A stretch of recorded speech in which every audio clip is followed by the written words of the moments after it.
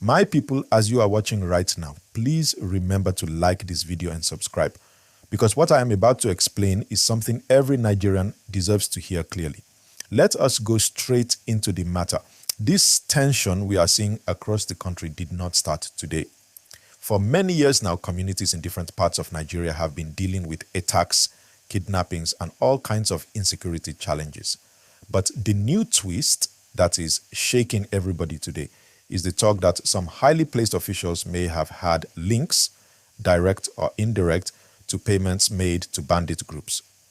And this new report circulating has created serious worry, confusion, and questions that people are now demanding answers to immediately. What Nigerians want to know is very simple.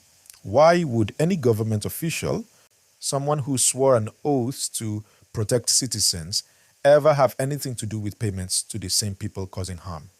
It is a question people are asking on radio, on television, in markets, in buses, and online. And while you are listening to this gist, please don't forget, hit the like button and subscribe so more people can hear this clearly. Now, the shocking part of this whole issue is that the report did not come alone. It came at a time when several public statements, accusations, and responses were already flying around.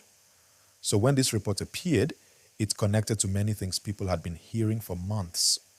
Some individuals claimed in interviews that money exchanged hands. Some said negotiations happened behind closed doors. Some pointed fingers at certain officials.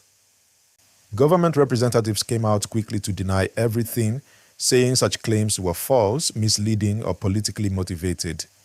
But once an issue gets to the level where people are openly shouting about it, you already know the matter is not small. What is making people more uncomfortable is that this whole situation comes at a time when many families still struggle with safety. Communities in the Northwest and other affected regions have been crying for years, begging for better protection, more security presence, and long-term solutions. So when any report comes out suggesting that funds meant for development, security, or governance might have ended up in the wrong hands, it is only normal for the public to feel betrayed. And as we continue this conversation, please remember to like this video and subscribe so that together we can keep discussing issues that matter. Now, let's talk about the money aspect, because that is one part Nigerians always pay attention to. Money is powerful. Money can bring peace, but it can also cause big problems. When money is being moved secretly, when money is allegedly entering the hands of the wrong people, and when ordinary citizens cannot trace where that money came from or where it went, then there is a big problem. This is why people are demanding investigation. They want clarity, they want transparency, they want answers that make sense. And you know, Nigerians, once something does not add up, people will sit down and talk.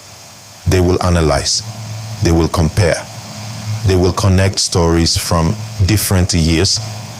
Right now, many citizens are saying, if money truly reached the bandits, who approved it? Who carried it? Which account did the money come from? Who signed it? Who benefited? Who knew about it? Who kept quiet? These are the questions people are asking, and honestly, they deserve answers. People want to trust their leaders, but trust must be earned. While this report is circulating, some officials are defending themselves strongly. They say they have nothing to do with such payments. They say they are focused on fighting insecurity, not supporting it. They say the accusations are propaganda or attempts to damage their reputation. And as a responsible presenter, I must tell you, accusations do not equal guilt. In a serious country, investigations must be done properly. Evidence must be checked. Documents must be reviewed. Statements must be recorded. And until proof comes out clearly, people should remain calm.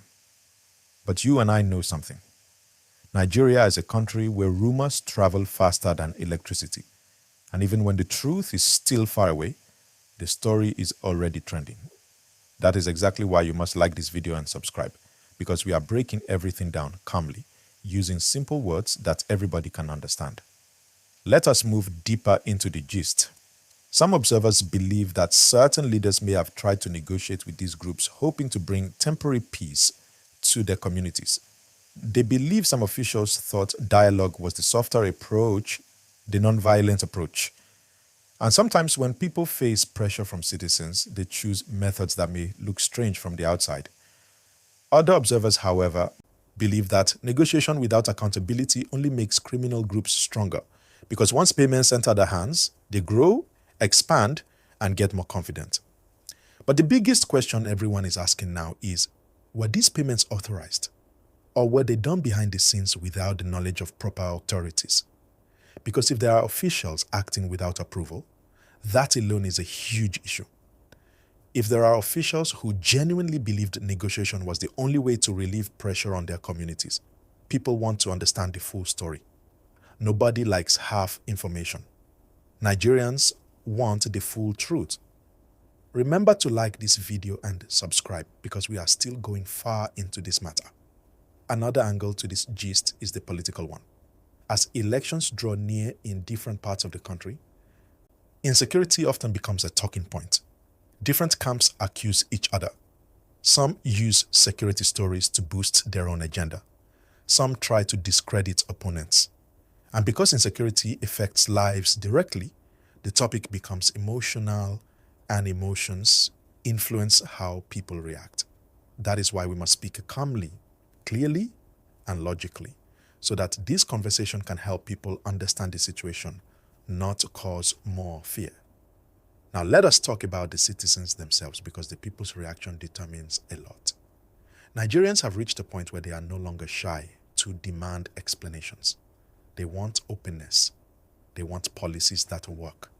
They want leaders who speak truthfully, not leaders who speak only when cameras are watching them. And the more people demand accountability, the better our country becomes.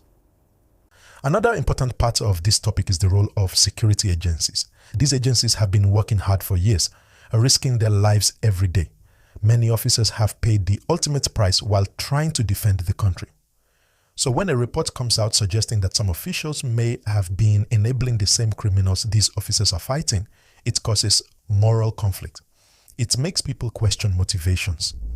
And when motivation becomes questionable, trust weakens. For Nigeria to move forward, trust must be restored. And restoration comes from truth, clarity, and openness.